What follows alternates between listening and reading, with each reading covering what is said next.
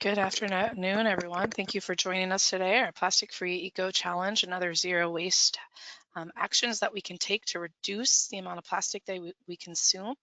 My name is Amy Densborn. I'm the Outreach Administrator for SWACO. I'm also joined by Christina Blazer. She is the Director of Sustainability with the zoo. She's going to introduce herself here in a few slides.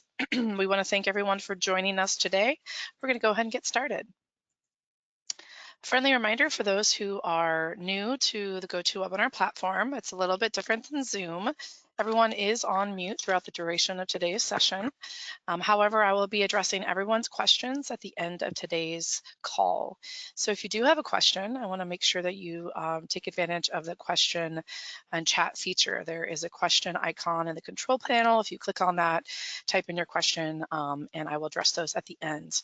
I did receive questions ahead of today as well that residents had reached out and asked. I will also be addressing those too. We have a number of handouts. I think we have 4 today. If you're interested in doing extended learning beyond today's session, one of the handouts is the slides from today's presentation. 2 of them are from the recycler here in Franklin County, Rumpke Waste and Recycling, more about who some of their end users are and what our recyclables are turned into. And then there's also a handout about changing behaviors for sustainability and how we can encourage our friends and family members to make lifestyle adjustments that are more sustainable. Everyone is on mute if I didn't already say that, just to help eliminate background noise. So today, SWACO is working with the Columbus Zoo to present this information, but for those of you who aren't familiar with SWACO, I just wanted to briefly provide a summary of the things that we do here in Franklin County.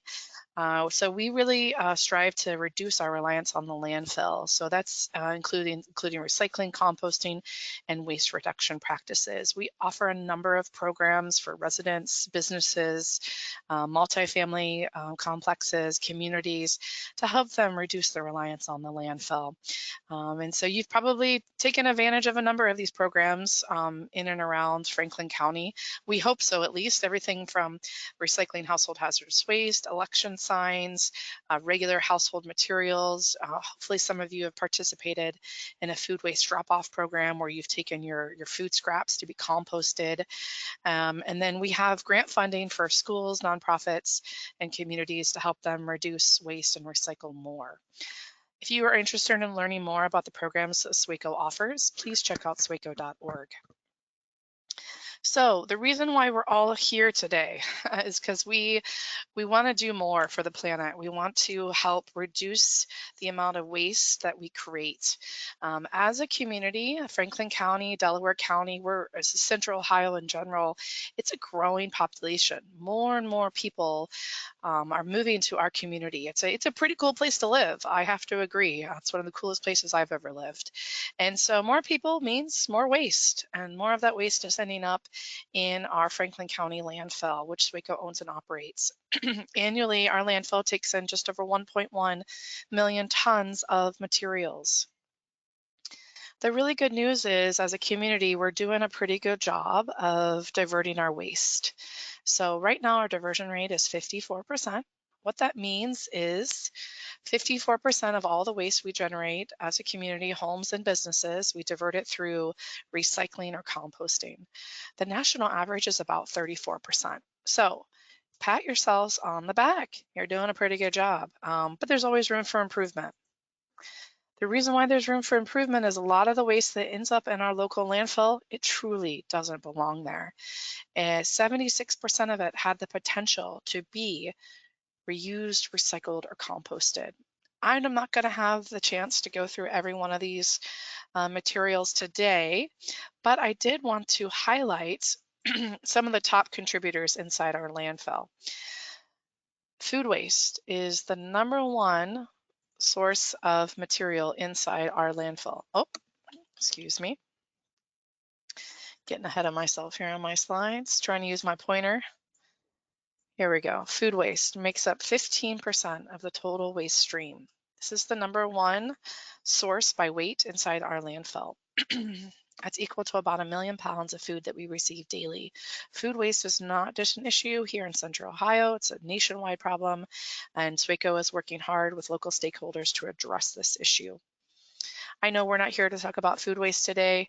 We're here to talk about ways we can reduce our consumption, but I would be remiss if I didn't also mention cardboard. A lot of the goods that we purchase these days are from shopping online. It's pretty convenient. Those goods often come shipped in cardboard boxes, 100% recyclable. Second largest source of material in our landfill is cardboard boxes. You'll see that recyclable material inside a landfill takes up about 25% of the total stream. This is material, folks, that belongs in our curbside carts or at a SWACO drop-off location. You'll see even plastics makes up about plastic bottles, tubs, jugs, make up about 4% of the total stream. So 4% isn't a whole lot in comparison to some of these other numbers, but that's still a missed opportunity for our community to recover a material and turn it into something new. So waste reduction is the most powerful thing we can all do. By consuming less, we can have the biggest impact on the planet. If we have zero waste in the end, that means no carbon emissions, or resources were extracted to create our goods. That's the best thing that we can do. But if you can't be completely zero waste, that's a hard thing to achieve. You're still consuming goods from the grocery store and such.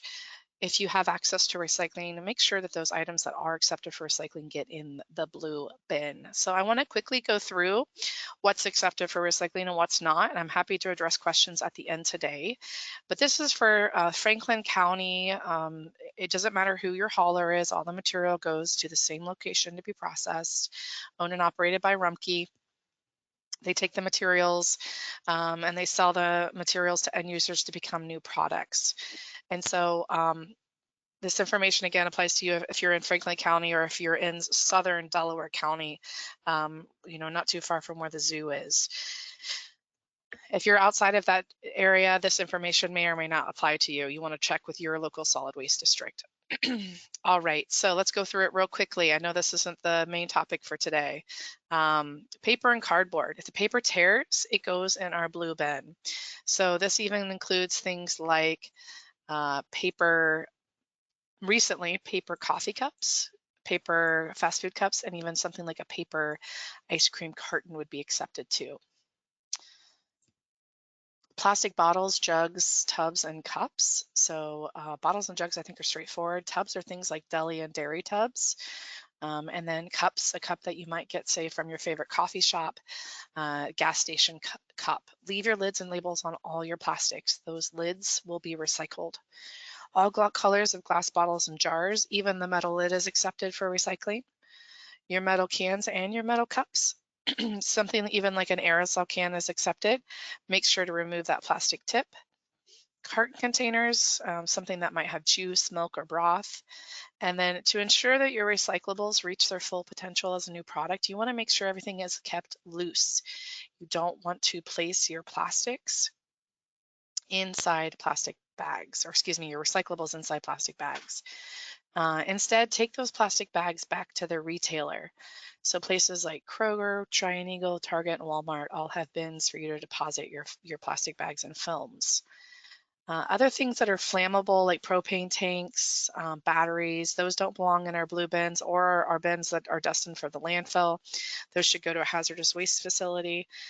SWACO owns one of those here in Franklin County. It's a free program for residents of Franklin County. Tanglers like hoses, wires, and chains tangle around the equipment. And then at this time, clamshell plastic containers and then any type of styrofoam is not included in this program here in Franklin County. So I received a number of concerns, if you will, and some questions ahead of today's webinar that you're not recycling as much as you used to because you don't think recycling is happening. I'm here to speak on behalf of what's happening here locally here in Franklin County. We have a very strong regional recycling economy in Ohio.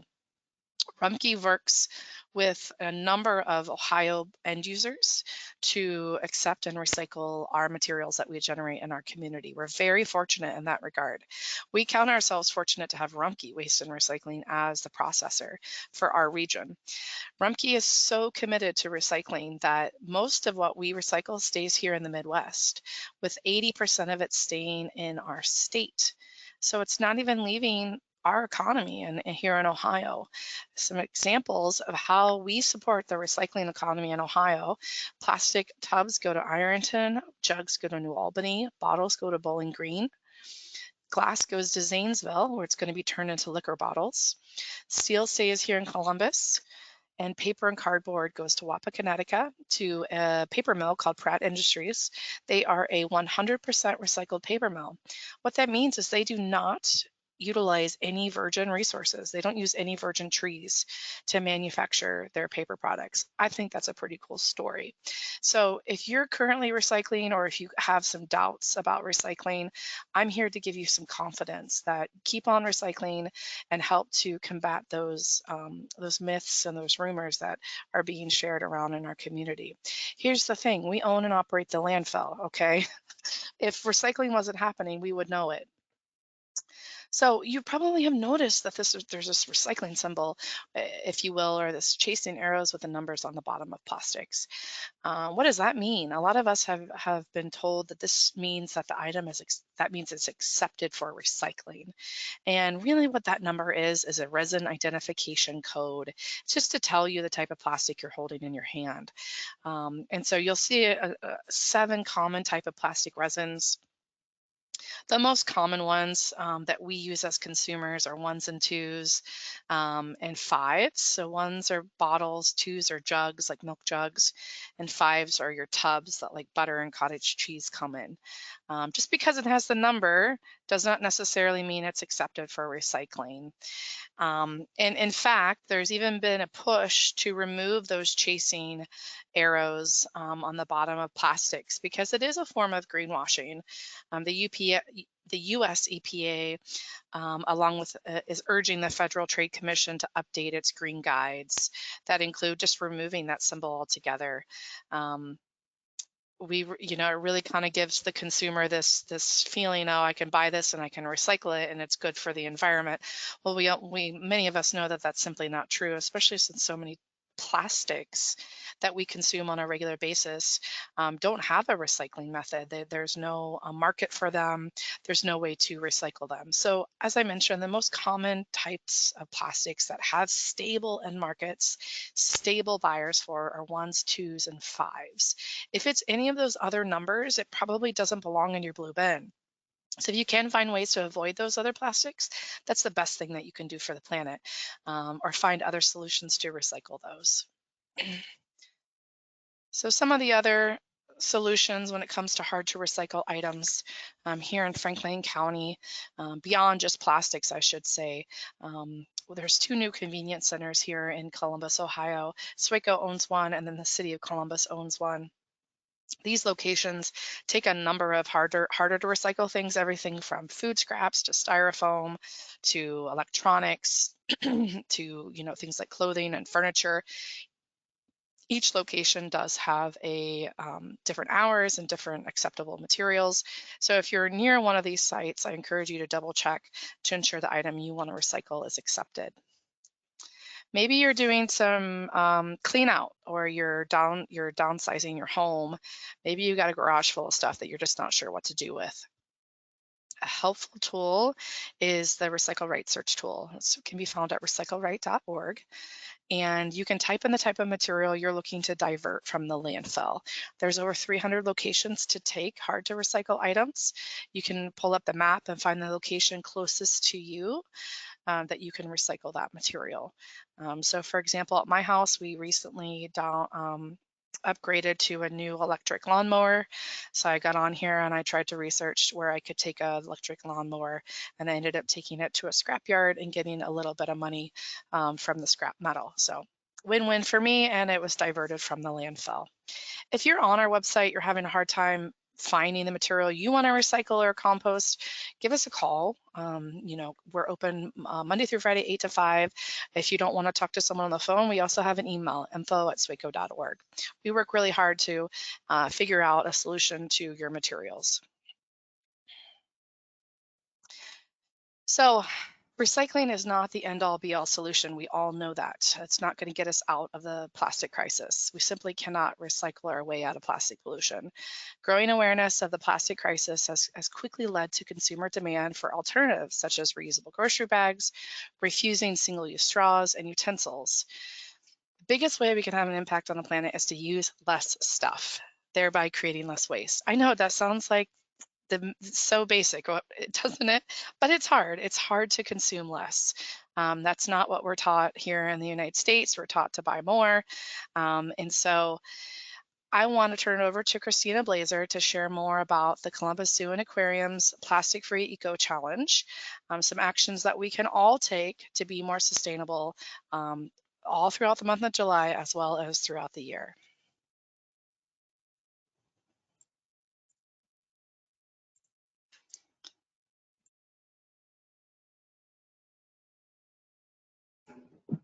All right, hello everyone. As Amy mentioned, my name is Christina Blazer. I'm the Director of Sustainability for the entire family of parks here at the Columbus Zoo. That includes the Columbus Zoo and Aquarium, Zoombezi Bay, Safari Golf Club, and the Wilds. Prior to starting at the zoo in March of 2023, I had several sustainability positions, including most recently the Sustainability Coordinator at Oklahoma State University, and then the Sustainability Coordinator for Kent State University's Dining Services, and the Tree Care Coordinator for the Office of Sustainability at Ohio University. I was in that last role as a graduate assistant while obtaining my Master's of Science in Environmental Studies from Ohio University. I also have a Bachelor of Arts in Political Science with a focus on environmental, climate change, and sustainability politics from Ohio University.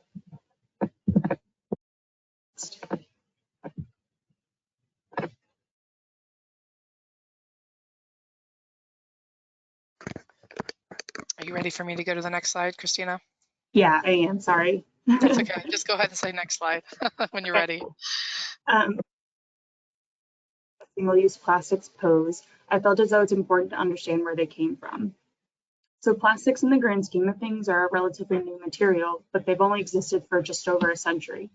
So the first synthetic polymer was invented in 1869 by a scientist who was inspired by a New York firm's offer of $10,000 for anyone who could provide a substitute for ivory.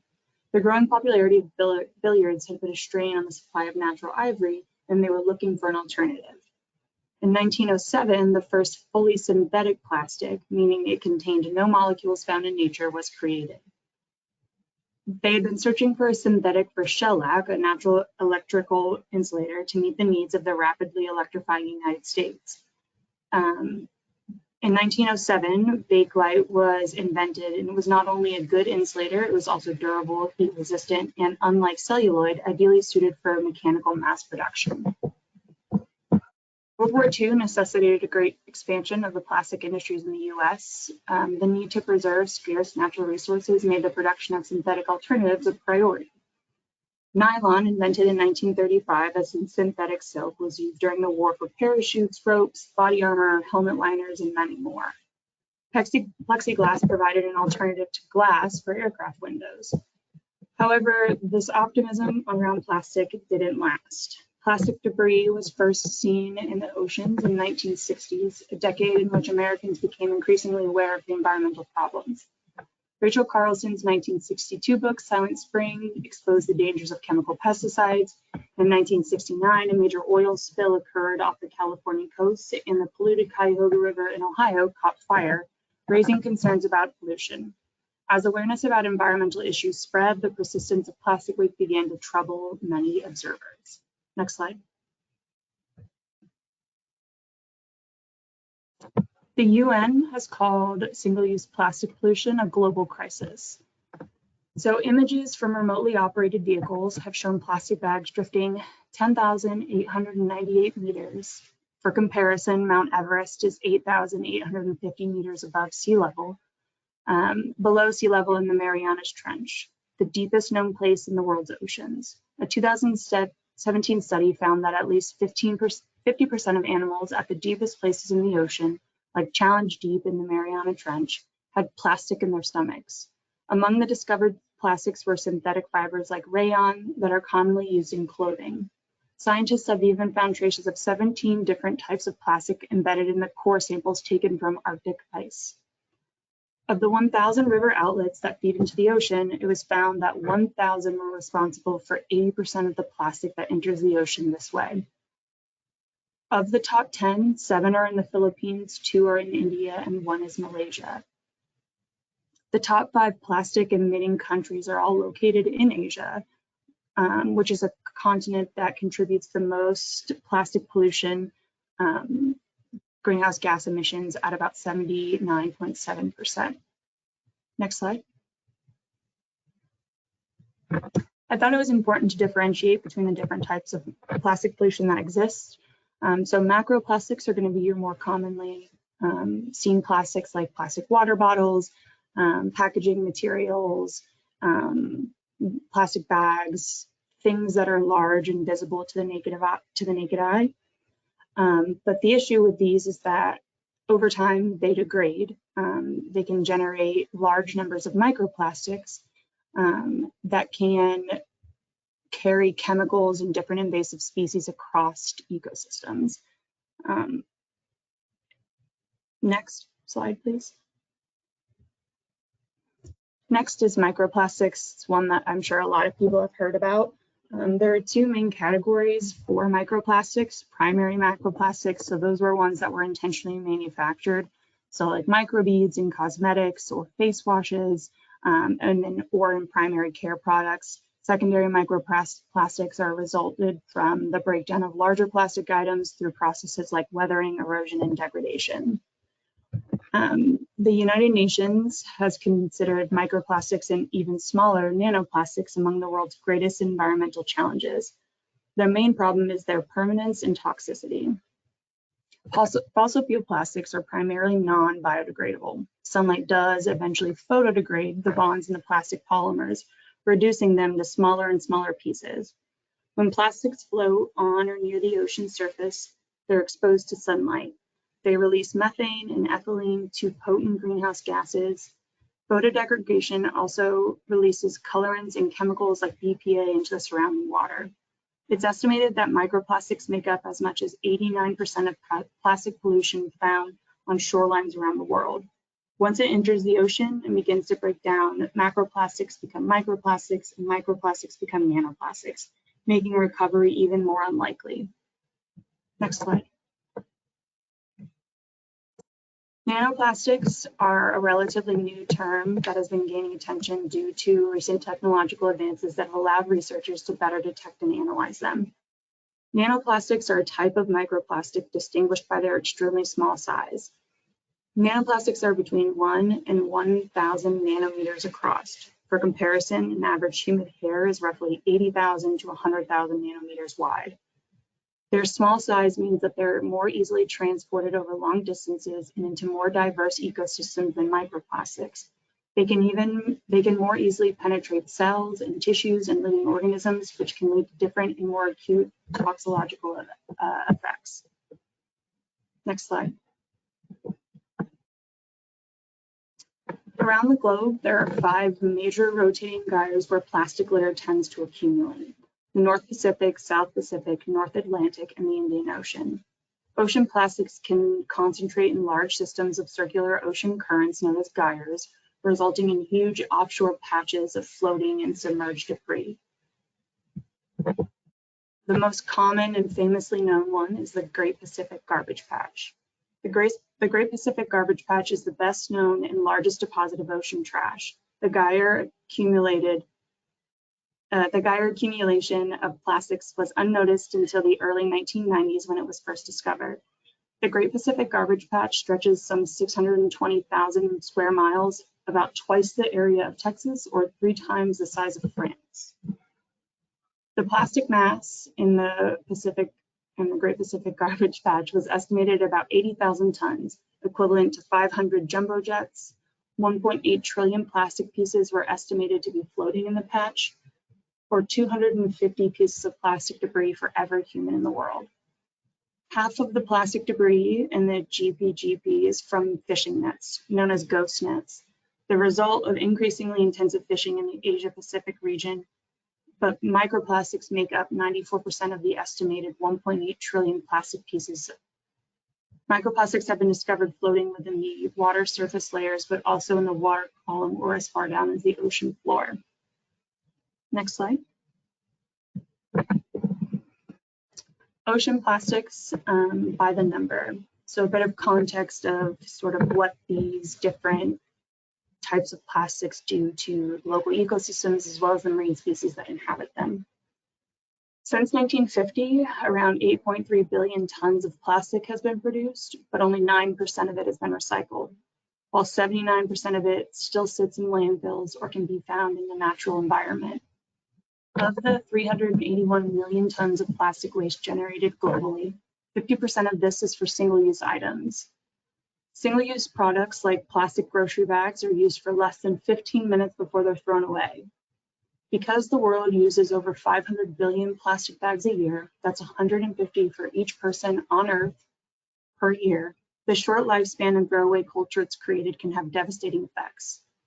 50 million straws are used in the US per day, while 50 billion plastic bottles are used every year. Americans are some of the worst offenders, using over 50 billion plastic bottles every year, or 13 bottles per month for every person in the US. Up to 12.7 million tons of plastic enter the oceans each year. That's equivalent to 2 Empire State Buildings worth of plastic going into the ocean every month, or 2 garbage trucks dumping every minute. The ocean is an especially vulnerable place to plastic waste. Excessive marine pollution has helped create 500 dead zones in the ocean. The number is expected to double every decade moving forward. Once plastic enters the ocean, waves, currents, and storms can carry plastics to even the furthest reaches of the ocean, where they accumulate into large gyres or become embedded in shorelines and delicate ecosystems. They are even found on uninhabited islands. It's estimated that by 2050, the amount of plastic in the ocean could outweigh the entire fish population. Next slide. Plastic pollution is now found everywhere in the ocean, and most marine species are likely to have encountered it. According to a conservative assessment of current research, 2,141 species so far have been found to encounter plastic pollution in their natural environments. 17 of those species are listed on the IUCN's Red List of Threatened Species. Plastic cannot be digested and does not pass readily through the digestive tract, which means eating it can cause a wide range of complications for marine species, including starvation, malnutrition, intestinal block, and intake toxins, all of which can lead to death. It's estimated that 50% of the planet's whales, dolphins, and porpoise species have consumed plastic. A leading cause of death for North Atlantic right whales, one of the world's most critically endangered whales, is being ensnared in ghost fishing gear.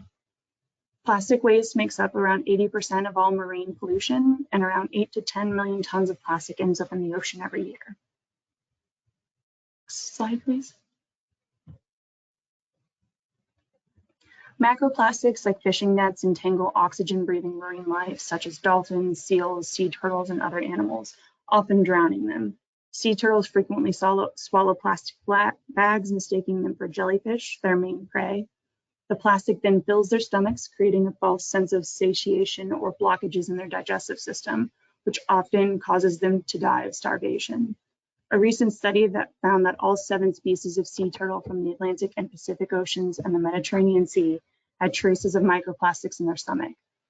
In 2018, a sperm whale washed up on the coast of Spain with 64 pounds of plastic in its stomach. Upwards of 186 species of seabirds have been documented eating plastic. Smaller surface items like plastic resin pellets are another common component of marine debris. The tiny toxic granules are shipped in bulk around the world, melted down at the manufacturing sites, and remodeled into commercial plastics. Floating on the sea surface, seabirds like short-tailed albatross mistake them for fish eggs that they harvest and feed to their youngs. It's predicted that plastic ingestion will continue to increase in seabirds and that it'll reach 99% of all species by 2050. Per reports in the North Pacific, fish ingest 12,000 to 24,000 tons of plastics every year. A large threat to marine apex predators such as great white sharks and orcas is the cumulative impact of microplastics in the food chain and the bioaccumulation of toxic chemicals found in plastics. Next slide. Biomagnification occurs when chemicals build up in the fatty tissue of animals that have eaten other contaminated species. The higher up the food chain you go, the greater the contamination or concentration of toxins. Orcas have been found with some of the highest deposits of chemicals in their fatty tissue and in their breast milk. These toxins include endocrine disruptors and persistent organic pollutants. Endocrine disruptors interfere with the hormones, disrupt breeding, development, and behavior in many kinds of marine life. Even some plastics that are labeled as food safe can be highly toxic to aquatic animals and people alike. Persistent organic pollutants are long-lasting substances such as PCBs that affect organisms and environmental health. Because they do not degrade, they can be transported over long distances by wind and water, eliciting long-lasting impacts far from their point of origin. Studies have shown altered or decreased food uptake and negative impacts on growth, immune response, fertility, and reproduction, as well as altered cell function and behaviors in the impacted species, with levels of harm related to exposure concentrations. We've encountered microplastics everywhere, from trash, dust, fabric, cosmetics, cleaning products, rain, seafood, produce, table salt, and many more. Little wonder that microplastics have been detected throughout the human body, including in the blood, saliva, liver, kidneys, and placenta. Investigators are probing how they get into other organs and tissues from the lungs and the gastrointestinal tract. Microplastics smaller than 1 micrometer, known as nanoplastics, worry researchers the most. Next slide. Coral reefs are some of the most diverse and valuable ecosystems on Earth. They provide habitat, feeding, spawning, and nursery grounds for over 1 million aquatic species. Over 500 federally managed fish and invertebrate species depend upon coral reefs and related habitats, including 4 endangered species. Although coral reefs cover less than 0.2% of the sea, they run along more than 90,000 miles of coastline. Due to their location in shallow coastal waters, they're crucial to the protection of the coast of more than 100 countries. Their construction makes them very effective for absorbing wave energy and reducing coastal erosion. Barrier reefs help stabilize mangroves and seagrass beds, which can easily be uprooted by large waves and heavy currents. Over 275 million people live within 20 miles of a coral reef. And as a result, coral reefs are an important source of food for many human communities. Reef species comprise roughly a quarter of all fish caught in the developing world and island communities. According to research, a well-managed reef ecosystem can sustain catches of between 5 to 15 tons of fish and crustaceans per square kilometer. Coral reefs are an area more contaminated by plastics and other human-derived debris than any other marine ecosystem that has been evaluated. Plastic pollution deprives coral, sponges, and bottom-dwelling animals of light food and oxygen, making sediment oxygen deficient and reducing the number of organisms in the sediment. A study that was conducted that spanned more than 24 locations around the Indian, Pacific, and Atlantic Oceans. Researchers conducted more than 1,200 visual surveys across 84 shallow and mesotrophic reef ecosystems located in 14 different countries.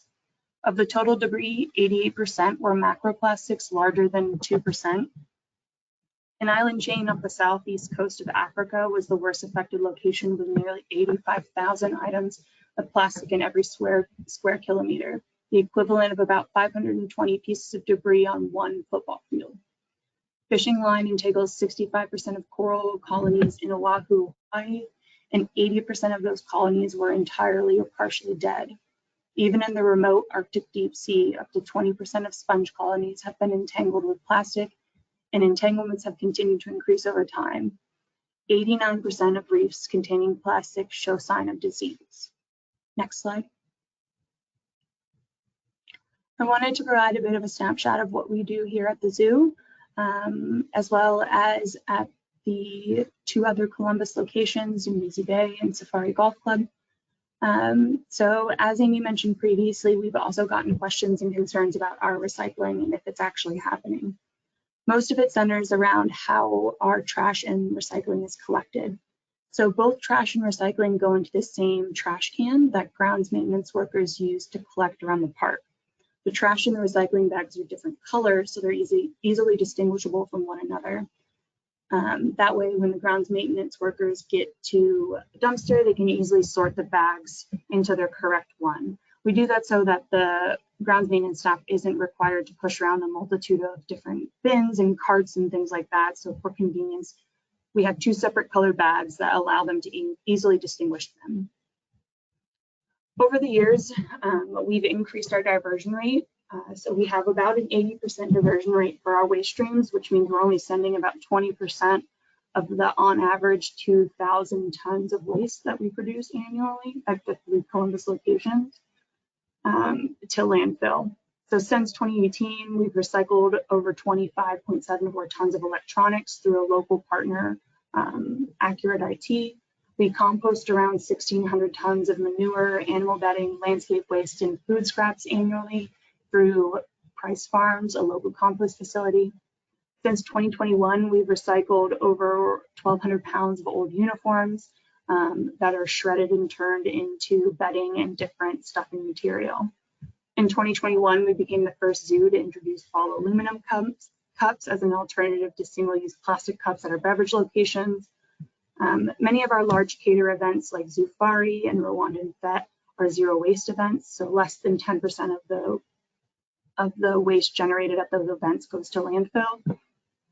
Each year during Wild Lights, we recycle broken light strands, as well as replace them with LED alternatives should they need to be. During Earth Week, we run a different recycling drive every year. We partner, or every day of that week, we partner with SWACO during that week to recycle styrofoam, and then we also partner with the city of Hilliard occasionally to do an annual collection drive. Next slide. So a bit about Plastic Free EcoChallenge, as Amy mentioned, it's something that the zoo has hosted since 2018. We are co-founders with EcoChallenge. They are the company that we host the platform through. And we essentially challenge other zoos, aquariums, and conservation organizations to participate in a month-long effort to reduce their plastic usage. So it's a 1-month challenge that makes refusing and reducing single-use plastics in our everyday lives fun, easy, and rewarding. It was inspired by the Australian-founded initiative Plastic Free July, but Plastic Free EcoChallenge invites you to curate your own personal challenge for the month of July to limit your plastic consumption for the health of our planet and for our communities.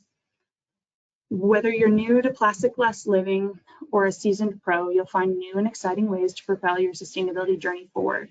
With an extensive library of actions to choose from and several supporting resources for each action to help you achieve your goals, alongside the collective participant feed, you'll never be alone in your challenge and you'll never be left asking, what now?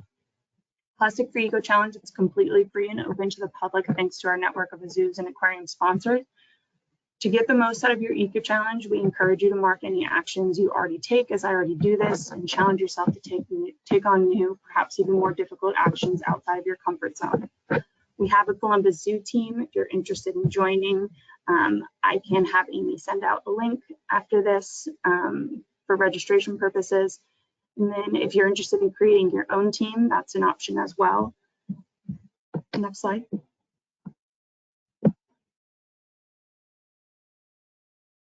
There are several categories that it breaks down into that have separate action items per each. So depending on how you live and your lifestyle, there's something for everyone. We hope that you grow throughout this challenge and can step outside of your comfort zone using the platform as well as participants to help support you in trying to achieve whatever that next level of plastic-less living is for you. Next slide. So actions, some of these are example of some of the actions that exist within the categories. This year, we did revamp it to be more of a holistic look at zero waste living rather than just plastic less living. So we did expand the action items. We added around 50 new action items, as well as almost doubled the amount of resources that are available to help you with your journey as you move forward. Next slide. Again, more examples of what exists in the action items for those different categories. Next slide. Next slide. I'm just gonna pop in here and say that my biggest tip as someone who has a dog is the scooper technique. Instead of using single-use plastic bags every time, just using one bag for like a week and filling that bag up with the, you know, in your backyard or wherever it is with the scooper. That has been a game changer for me to reduce the amount of plastic bags I'm using. Okay. Awesome, that's good to hear. Yeah, one little small step, but every little small step helps, right, Christina? Yeah, I mean, if everybody does one small thing, it has a pretty grand effect.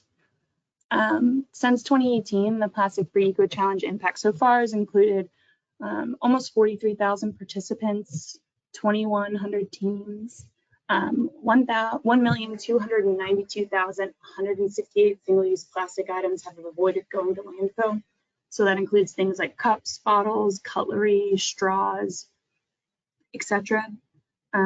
Over 600,000 minutes have been spent learning by participants about how to be more sustainable in their daily lives, as well as make choices that are more beneficial to their local community and their overall lifestyle. And over 42,000 zero waste meals have been eaten. Next slide. Christina, what does that mean, a zero waste meal? Meaning like it's leftovers from your dinner the night before? It more so means that you ate items that didn't come packaged in plastic, that you sourced bulk, or that you got from a local butcher that wraps in wax paper or craft paper rather than plastic wrap, as well as the same for like when you go to the grocery store, you're not using those plastic produce bags to wrap up your fruits and vegetables before you eat with them. And then at the end of it, any food that's left over, you either compost, you save for a later meal, or you donate to an edible food program. Yeah, that's great. So it's really about the start to finish process. So the packaging that you're buying is even recyclable, or it's loose. You're using a reusable package or reusable container, and then eating all the food. And then if you don't, composting it. That's really cool.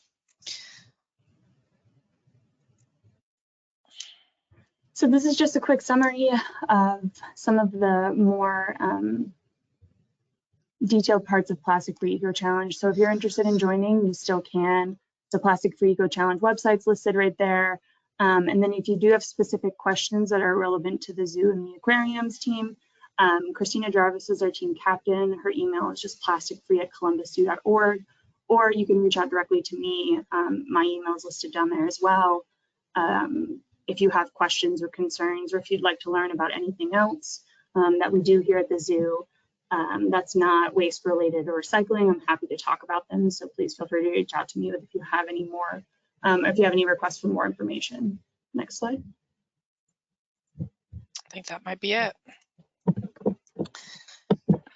So Christina, I did receive a question through the chat about the zoo's electronic recycling program. Do you guys still offer that program?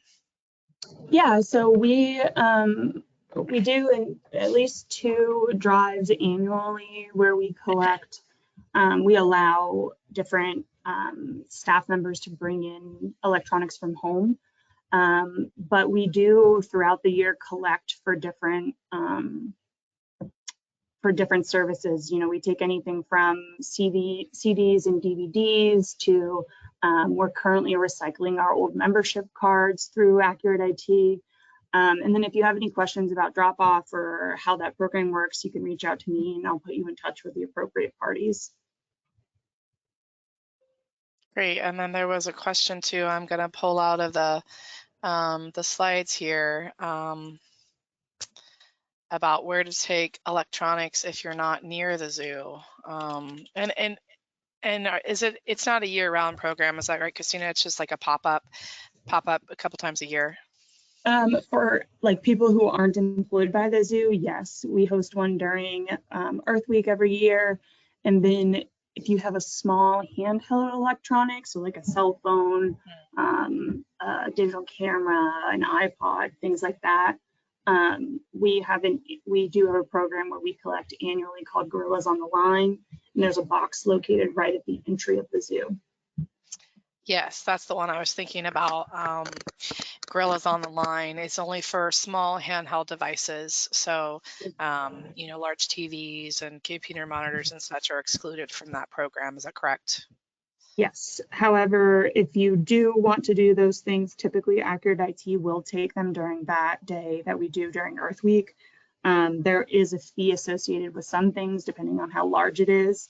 In addition, I know that you can take things to like Home Depot, Best Buy. There are often local, your townships or cities will host collection events such as that, where you can find locations where they will take the different items that you might have. Yeah, so I've received a few questions about electronics. I think it is one of the fastest growing waste streams right now, as we upgrade new tech and such. So there, as Christina mentioned, Accurate IT is a big recycler here in our region for electronics. They have a number of public drop-off locations too, if going to the zoo is not convenient for you, if you're not near the zoo. There's also some Best Buys will take certain electronics. I always recommend you double check the items that they accept and the fees. Columbus Micro is on Westerville Road. They're another great one. City Columbus has a drop off for some electronics. And then many of you probably don't know this, but Goodwill does take electronics, and the profits from recycling them are help to fund their job development programs, but they do not take any type of TV or monitor. So that's the one sort of caveat to their program. And then, as Christina also mentioned, some of the communities, the public service departments have a program where you can drop off. So if you're in Worthington, Upper Arlington, let's see, Jackson Township. But a really great reference for everyone is recycleright.org. So get on this site, type in the material that you want to recycle, and a map will pop up with all the locations that you can take those materials to. All right, so Christina, I'm going to start going through the questions. I want to first go through the ones that came in prior to today's session. So I received a question from Susanna asking about shredded paper and how to recycle shredded paper. This is one of those trickier materials, just due to the fact that it's messy, right? It's a messy type of material. It's paper, and as we know, if the paper tears, it's accepted. Shredded paper can be recycled. If you have sensitive documents at home that you like to shred yourself, you are welcome to place that shredded paper in your recycling cart, as long as it is placed in a clear plastic bag. And you're probably thinking, well, Amy, you just told me 20 minutes ago that I couldn't place my recycling in plastic bags. I know, I did.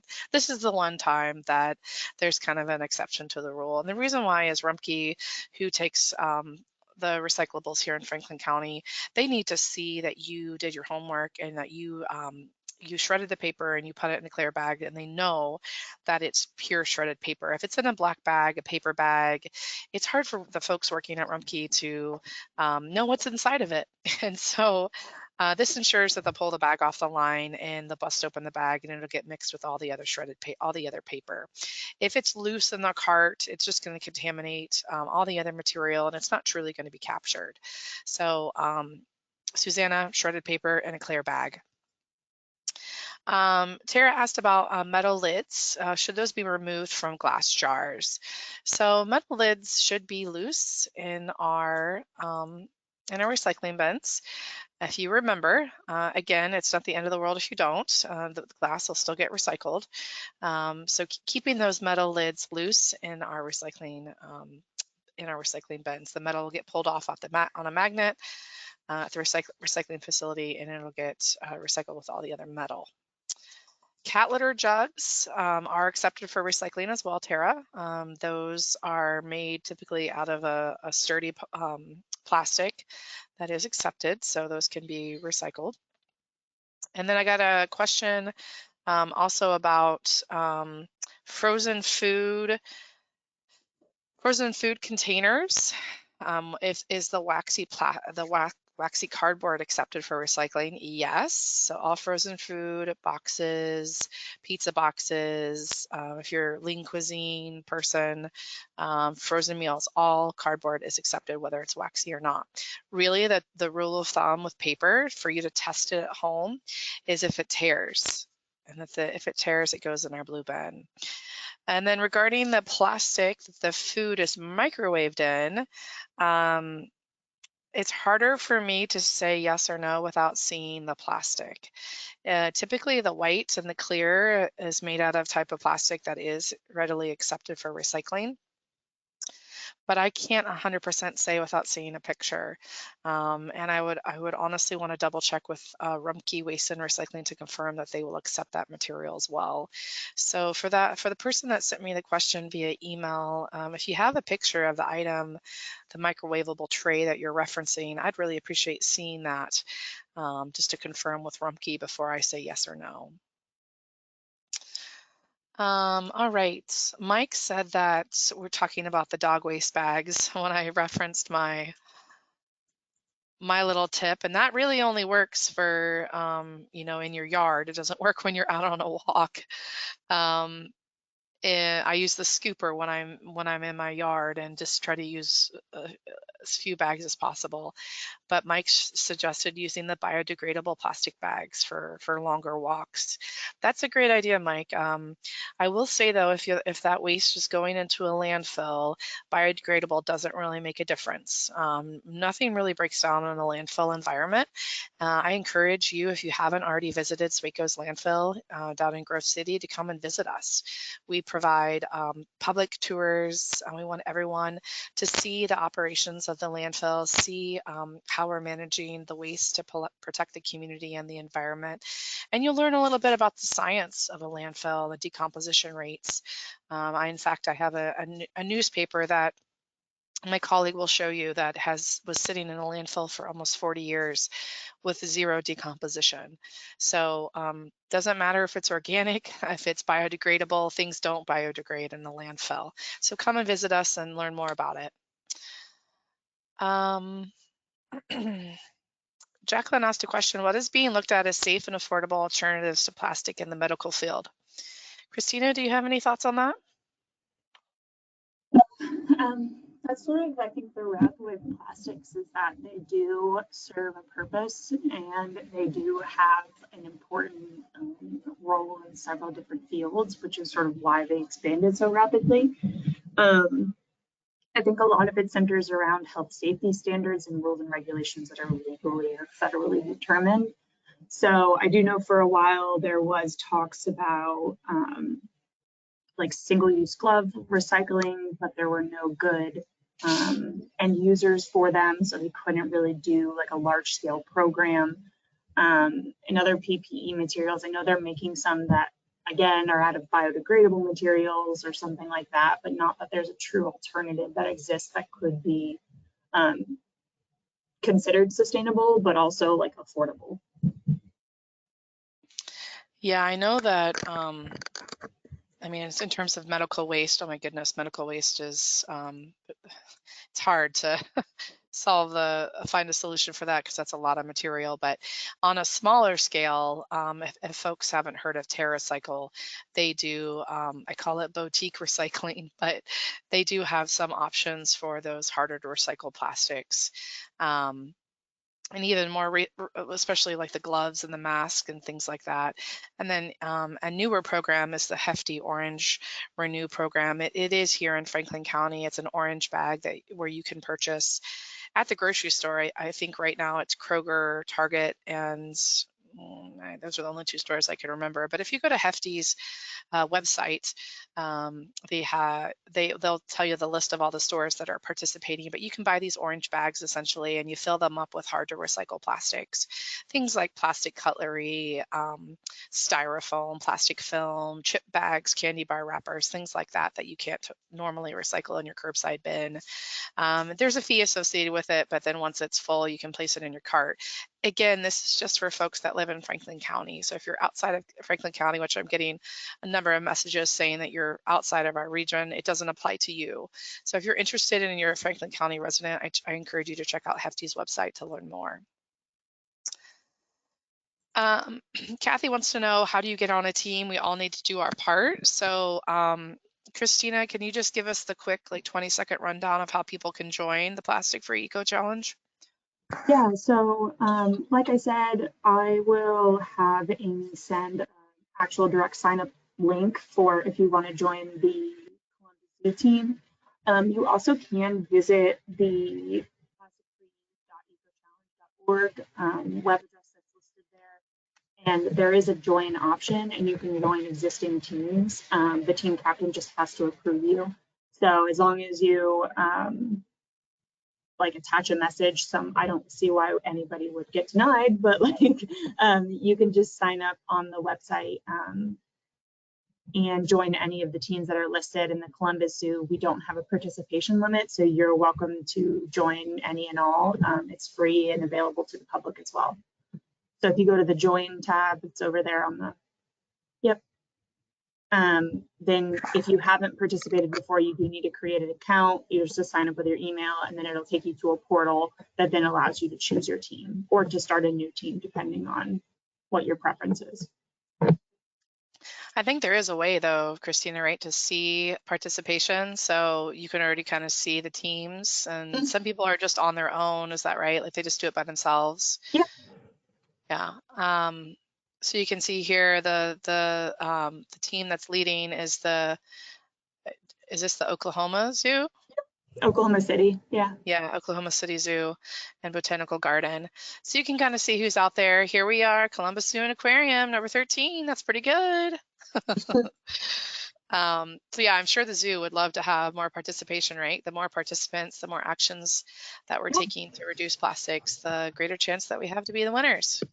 And then if you guys do have any questions about joining or anything like that, like I said, just feel free to send me an email or to send the other Christina an email, and one of us will be able to direct you to whichever path is best for you. Jill asked a question about can anyone use the zoo pop-up programs? So she's not from Delaware County or Franklin County. Would she be able to come and bring the materials to the zoo collection events? Yeah, we don't limit it based on geography. So it's just anybody who happens to be attending or going to the zoo that day. I will say some of them take place in the parking lot, and then others do take place after the entry gate. So it kind of depends on which items you are. Like the Gorillas on the Line event does happen after the turnstiles, so you do have to actually go to the zoo for the day. But otherwise, we do offer just in the parking lot, like Accurate AT, you'll see a trailer where you can drop things off. I believe SWACO brought like a box truck where they dropped off, or where people could drop off the styrofoam and things like that. Yeah, this past year we brought our tractor trailer and we filled that bad boy up a quarter of the way with styrofoam. So that was a really great Awesome. amount of styrofoam diverted from the landfill. I'm just trying to get through a couple more questions here, and then I know our time is up here. So Karen asked a question about, is there ever an opportunity for volunteers to come and help the zoo with like a clothing drive for recycling old clothing and textiles, stuff that maybe couldn't be donated? Do you think the zoo would ever entertain doing something like that? Yeah, so we've actually had several conversations about basically like a thrift shop sort of event where the currency is clothing. So you trade, one item of clothing for another, or if you aren't able to bring anything, then you can get tickets that, equate to one piece of clothing or something like that. We have a green team here that we've been having this discussion about doing it for, especially for our seasonals before they go back to school in the fall. That way they can get a lot of like good quality items before they head back to university or high school or whatever. That would be amazing. Let us know if SWACO can support that endeavor. Yeah, of course. And if Yeah. whoever asked the question, if they have more questions about it, feel free to reach out to me. I'm happy to talk more about it. And the last couple questions we received were on recycling. And so the question was, how well do food containers need to be cleaned before they go in our recycling bin? Really, the goal is to have them be free of residue. So, you know, give them a quick rinse. You don't have to use soap or run them through the dishwasher, just a quick little rinse, shake it around, and then place it in your recycling bin. And then someone asked a question about curbside composting. They want to know when a curbside composting program is going to come to our region. We are working on it. It's a slow process, but we understand that is the way to have a true impact and get materials at the landfills to make it convenient as possible. Most of Franklin County's communities have access to composting their yard waste. So, you know, your leaves and your twigs and stuff from your yard. And so the goal is one day to also have access to composting food scraps too. So Mary mentioned a greasy pizza box could be composted, and it absolutely can still go to a compost drop-off location. There are about 22 of them around Franklin County. You can take greasy pizza boxes to those drop-offs as well. So thanks for sharing that, Mary. Well, I want to thank everyone so much for spending the last hour with Christina and I talking through some options to reduce the plastic that it's all around us all the time, doing the very best that we can. Every little bit that you do does make a difference. And so keep up the great work that all of you are doing today to protect our planet and leave a better future for our future generations. Thank you so much for your time, and have a great rest of your day. Thank you, everybody. Bye-bye. Bye.